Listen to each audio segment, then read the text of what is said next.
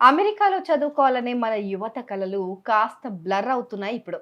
ఎందుకంటే visa rejections, pendings ఈ రకరకాల సమస్యలు ఇప్పుడు రికార్డ్ స్థాయిలో ఉన్నాయి. వీసా ఇమిగ్రేషన్స్‌కి సంబంధించి, స్టూడెంట్ వీసాలకు సంబంధించి కూడా. ముఖ్యంగా మన హైదరాబాద్‌లోని ఒక విద్యార్థికి ఈ మధ్య ఎదురైన ఒక ఎక్స్‌పీరియన్స్ వీసా కోసం అప్లై చేసుకుంటున్న ప్రతి ఒక్కరిని చాలా ఆందోళనకి నెట్టేసిందనమాట. అసలు ఇంతకీ ఏమైంది? ఆయన ఎదుర్కొన్న ఆ అనుభవం ఏంటి? ఈ వీడియోలో తెలుసుకుందాం.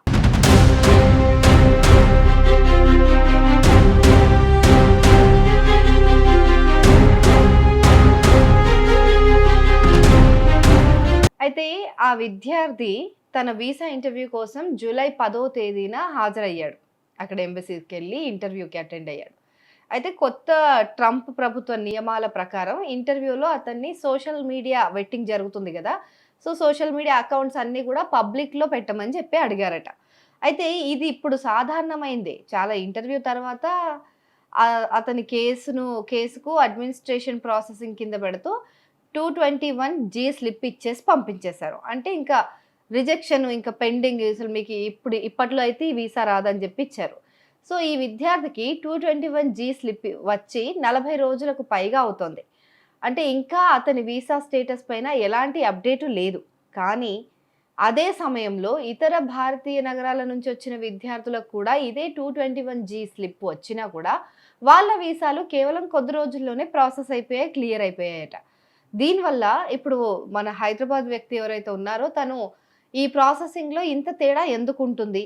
సో, అంటే ఆర్డర్ వైస్‌గా జరగాలి గదా! ఎందుకు మళ్ళీ సైడ్‌కి పెట్టారు? ఇప్పుడు నాకు వీసా వస్తదన్నట్టా? రాదన్నట్టా? ఇప్పట్లో రాదన్నట్టా? ఎందుకు రావట్లేదు అని జెప్పి ఆయన తలలు పట్టుకుంటున్నాడనమాట. సో, ఈ వీసా జాప్యాల వెనుక అసలు కథ ఏంటి అనంటే, ఇది కేవలం ఈ ఒక్క హైదరాబాద్ స్టూడెంట్‌కి సంబంధించిన సమస్య కాదు. ఇటీవల కాలంలో చాలామంది అమెరికా వీసాల జల్లెడ చాలా కఠినంగా మారిపోతుంది చాలామందికి. సో, చాలామంది భారతీయ విద్యార్థులు ముఖ్యంగా వీసా స్లాట్స్ కోసం ఇప్పటికీ కష్టపడుతూనే ఉన్నారు.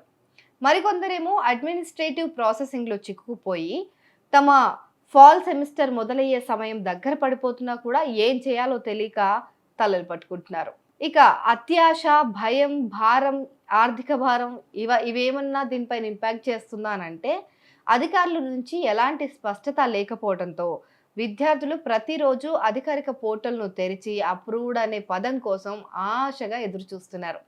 ఈ అనిశ్చితి వారిలో తీవ్ర ఒత్తిడి, ఆర్థిక భారం అలాగే తమ చదువును కోల్పోతామనే భయాన్ని కూడా పెంచుతుంది.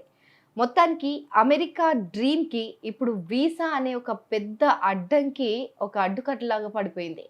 సో, ఈ వీసాని ఛేదిస్తేనే అమెరికాలోకి అడుగుపెట్టడం. అమెరికాలోకి అడుగుపెట్టిన తర్వాత అక్కడ వేరే సవాళ్ళున్నాయి. అది వేరే విషయం.